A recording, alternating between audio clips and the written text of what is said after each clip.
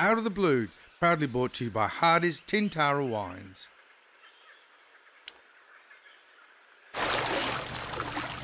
Another surprise!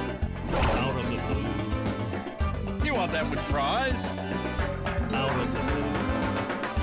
Come with me across the sea. On a blind of you. We're gonna cook for you. Nothing but blue skies! Out of the blue. You want some chili with those fries? Out of the blue.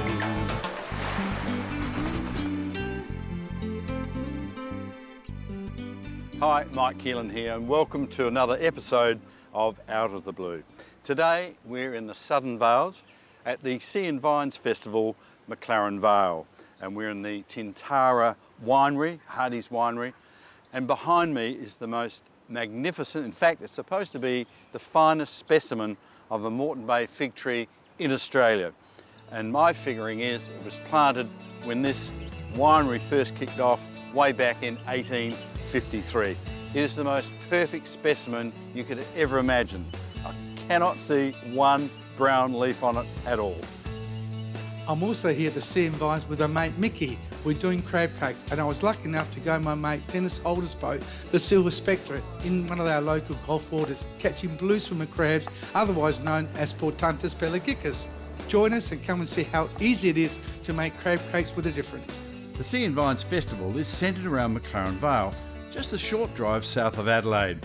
It's an area known as the Southern Vales, and it's a premium wine region with a coastal lifestyle.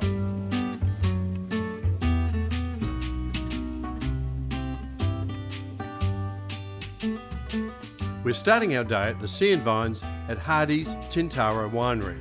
It's a grand piece of Australian history, dating back to 1876 when the pioneering Thomas Hardy purchased this winery.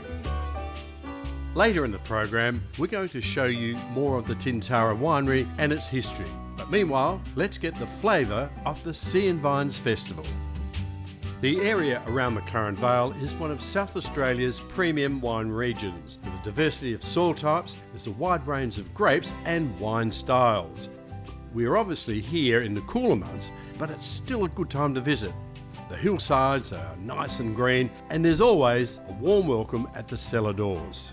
This year is the 24th annual festival, and it's a celebration of the winemaking and culinary traditions of the area.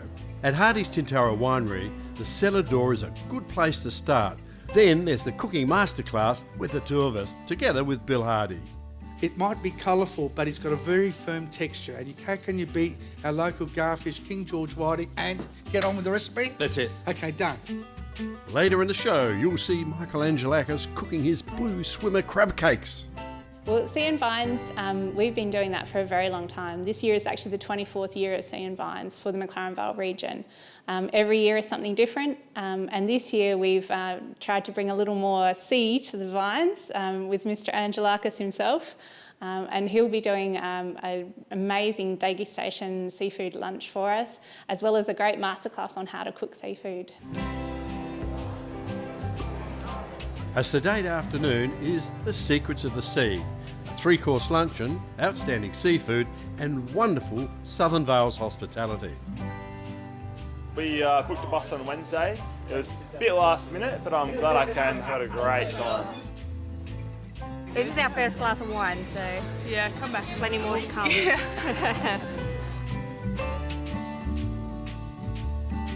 There are dozens of wineries around McLaren Vale, and many of them are joining in the celebrations, providing a warm welcome on a winter weekend.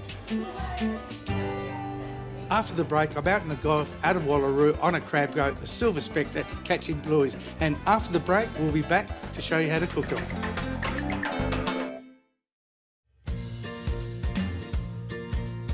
On Out of the Blue, we enjoy going to sea with some of Australia's professional fishers, prawn boats like this one, bringing a regular catch of sustainable fresh seafood.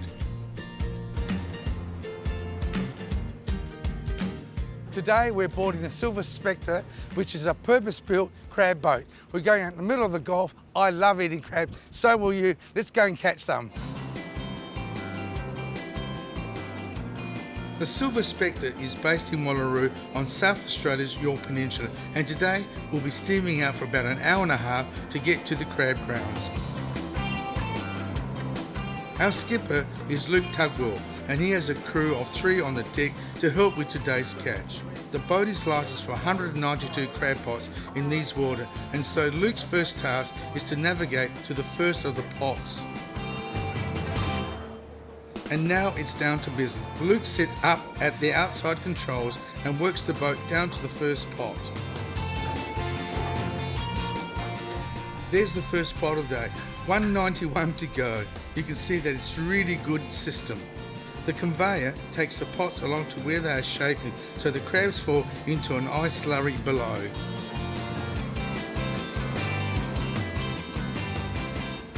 It's a really busy time for Luke. The pots have tied together in a string of 15, so they all have to be hauled aboard, emptied and then rebaited. The sheer size of the pots allows more crabs to get in and not kill each other. It allows the undersize to escape, and we only need to pull the gear once a day. The big pots, the big boat, combine all that together, it just makes a hell of a machine. The pots stack up at the stern until all 15 are done. Then it's time to release the string, all with new baits ready to be checked again tomorrow. We reduced 98% of our undersized crabs we retain. Bycatch was reduced by pretty close to 100% as well. So they're a very clean, efficient pot which is highly targeted at selective fishing of blue crabs. It's a fantastic product to eat. It's nice sweet meat. It's easy to get into. So it's always available on the market floor, and it's become a staple on the fish shop boards. The freshly caught crabs are sent along to the sorting table where each is carefully measured, making sure that the crabs comply with the strict size limits of 110 centimetres across the carapace. The crabs are sorted according to size. These are blue swimmer crabs, a delicacy that is common to the warmer Gulf waters of South Australia. This is one of the 4 boats that operates in Spencer Gulf, with the strict annual limits for the catch. The Silver Spectre is the most equipped boat in the fishing fleet. As you can see behind me, it's minimum handling of the crabs, which ensures we get the best quality crab. The pots come on board, they go into a hopper, they come out, they're graded, as you can see, all the various tanks. They're graded from A down to C or D or F, or even bigger, and then they're ice quickly, they are put to rest. That means they put them to sleep, lower their metabolism, so they don't shed their legs. And that's the most kindest thing you can do to the crab. Now, this is the best part. Some of the catch is cooked on board, so into the boiling, salty water for about 8 minutes. Out of the pot, into some ice water, and into my mouth. Yum. Meanwhile, most of the catch will dispatch fresh uncooked, and so the crabs are packed into crates and then covered with a nice slurry that will keep the temperature below 1 degree. Our boat's set up to get the cold process down, get that temperature down quick and early and stay down. Not necessarily freezing, but just that very cold seawater temperature. That's improved the shelf life of our crabs. The packed boxes are sent down below, joining the catch from the last 2 days and ready to be dispatched to markets all over Australia. Because we do have so much quota, we fish pretty much all year round and just keep that supply going. And the buyers are proving to like that. What a great day we've enjoyed on the Silver Spectre. Today's catch is about 700 kilos, a good feed of crabs for lots of people around Australia. Speaking of seafood, today we're at the Sea and Vines at McLaren Vale, and we have Bill Hardy here from Hardy's Tintara. What are we following on with the prawns? What are you making now? We're going to do crab cakes. Simple recipe. We're using blue swimmer crabs. So in this recipe, I'm going to use 2/3 crab meat. The best crab in the world? Absolutely, without a doubt. Blue swimmer. Yeah. So Mickey, can you chop up a little bit of chilli, all those spring onion? Chilli's I'm done. using South Australian king prawns, and I'm using uncooked prawn meat.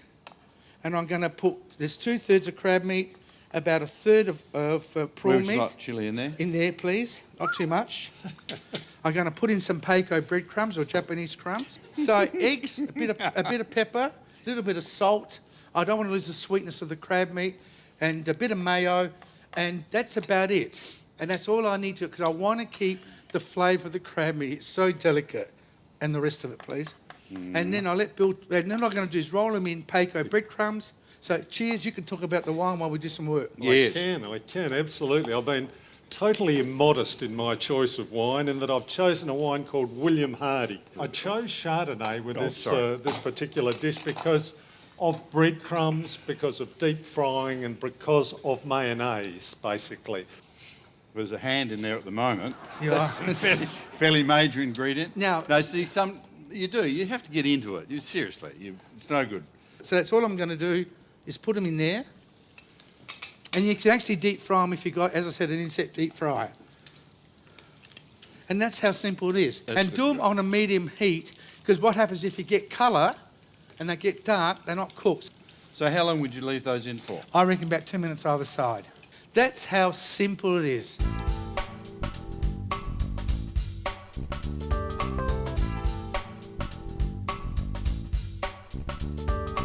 Wow, look at these beautiful crab cakes that Michael's knocked up. I can't resist trying some. They're incredibly light. And despite the fact that I know Michael has used a little bit of beer in the mixture, I'm drinking wine with it. And the selection I've made is actually quite an immodest one. I've chosen a wine that the company named after myself, the William Hardy Chardonnay. I chose this because they're all quite rich, creamy textures. So you need a wine with a little bit of weight, a little bit of richness to it. And Chardonnay certainly has that. Cheers. Hey, I reckon Bill really enjoyed those crab cakes. More from Bill later when we have a look at the history of Hardy's Tintara. A fascinating story.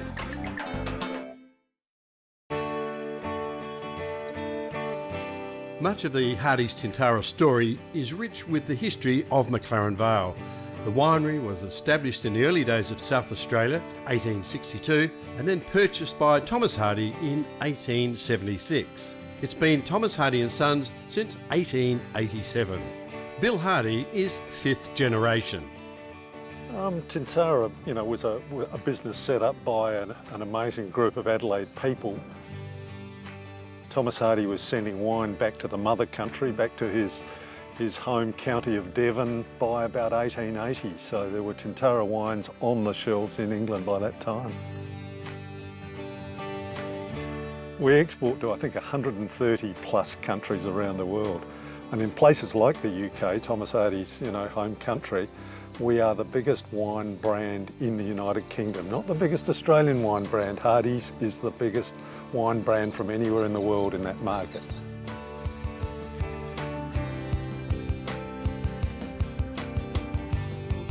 So here we're actually at the site of the original Tintara winery, and so this was the same age as the vines actually we just saw earlier, and it gives you a bit of an insight into what winery work would have looked like at the time. It's a wonderful relic of times past for Tintara and sort of what we came from and what we've gone to, but strangely enough our new winery works on the same principles, making winemakers work a little easier at the end of the day. So Hardy's Tintara was established in the very early days of what we know now as the Southern Vales wine region. So Tintara is kind of the home of Hardy's, as it were. Thomas Hardy himself was the man who built this place from a disused flour mill, and since then we've been here every year throughout the years. So it's great, sort of sixth generation being here myself. Everybody who works here has a real passion for the site and what McLaren Vale can produce. It's a popular destination so close to Adelaide. The Hardy's cellar door provides the opportunity to taste a range of wines or enjoy a cup of coffee.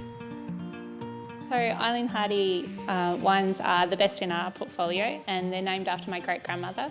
In 1973, for her 80th birthday, her 3 children decided to dedicate a wine to her.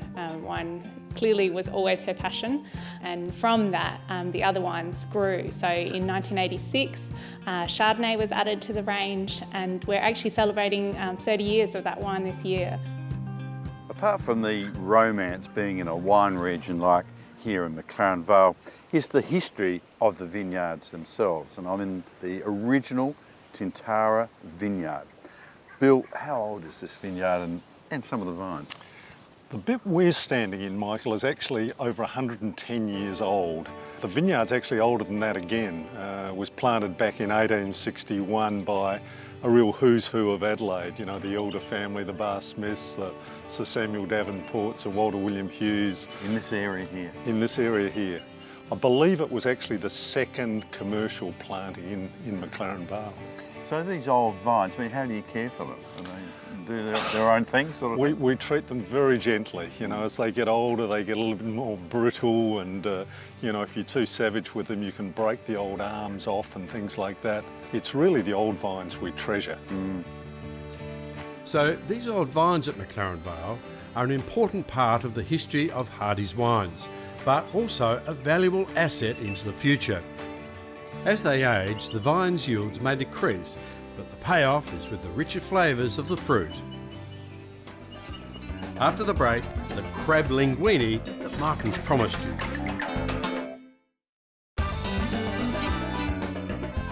We had a lot of fun cooking those crab cakes at the Sea and Vine. A beautiful, simple recipe, but more important, they were delicious. I often get asked as a fishmonger how to prepare a crab, and this beautiful blue swimmer off Dennis Holder's boat called the Sylvan Spectra. So here we go. This is a male blue swimmer crab. It's uncooked. So what you do, you turn it over, you undo the back plate, pull it off like that, and there we are. In one move, you can take out all the intestines. They're the gills. Take out the gills. I wouldn't bother washing it because you'd take out all the goodness, just wipe it, put it on a board, get a knife, chop it like that. Cut it into clusters about there. That's the back paddle leg, the swing leg, chop it like that. Turn it around, make sure it's a good board, solid so it doesn't move, so you don't cut your finger. Do the same, and there you are. What a beautiful view. It is a beautiful. I used to see you here about 50 years ago when you used to go surfing. Yeah, well, probably it's not right. Hey, look, we should say where we are. Yes, absolutely. Beautiful Port Wollonga, and we're at Star of Greece restaurant. What are we cooking today, Michael? I want to introduce you to my Portuntus pelagicus. It's a blue swimmer crab. Yeah, but what is it? It's a bluey. I'm going to put, this is the frying pan. It goes on the heat. I'm going to put in some oil. Now, what are you going to give me to fry up? A little bit up? of onion. Bit of onion. And we are doing Dennis Holder's recipe. And some garlic. Yeah, Can a you little bit of garlic off. Yes. Now you can put the chilli in, look. Mickey, I'm going to test you. This is a Hardy's Tasmanian Adelaide Pinot Gris. Now we've got sizzle. We're going to put in all the white wine. And what I'm going to do, because we've got to let these cook and steam and boil till they go red. And I'm also going to see the juices of the crab. I'm not going to waste them. Now, Michael, that's been a couple of minutes. Yeah, I'm going to turn them over, Mickey. See how they're going red? So I want them to be well cooked, not overcooked. See, that's the back legs. Beautiful. Yep. You want a bit of pepper in there? I love some pepper. Okay, well, listen, I reckon another couple of minutes. We'll let that go and we'll come back and then we'll introduce the pasta to the recipe. Here we are. I'm going to put in the pasta. Well, there you are. That's Dennis Holder's crab linguine, or in Italian, grancio linguine pasta. Thanks to Dennis and the Silver Spectre, that's a terrific recipe for crab linguine. That's all for this week's show. We're at outofthebluetv.com.au. Don't forget to like us on Facebook.